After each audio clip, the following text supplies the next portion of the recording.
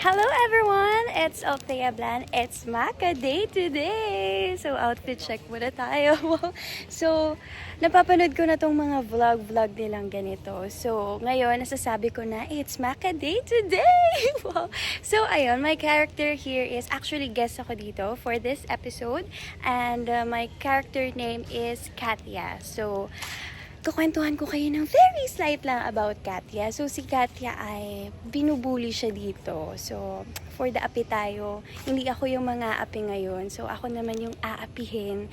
Kaya, sana abangan niyo yan. Ayoko muna na masyadong spoiler. Kasi, syempre, para abangan ninyo. So, ngayon, nandito tayo sa location ng Maka. And, ano pa ba? Ano pa ba pwede ko i-share sa inyo about my character? Well, para rin mabigyan kayo ng idea kapag naka-experience kayo ng pambubuli, di ba? Kung ano bang pwede nyong gawin. Ako naman, thank God, hindi ako naka-experience ng pambubuli.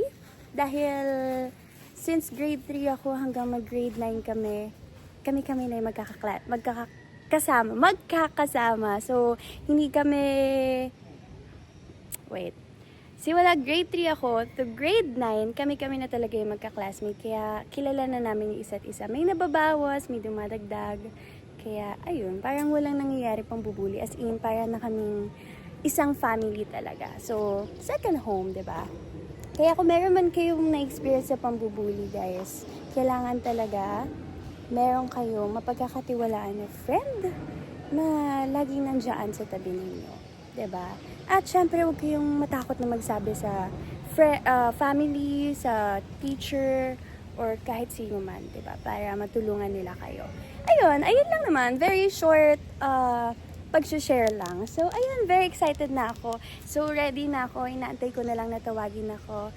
Kaya, at super happy ako na meet ko ang mga Maka Barkada kanina at nakakwentuhan ko na rin sila. Kaya excited na ako na mag-scene ako today. Kaya abangan niyo po yan.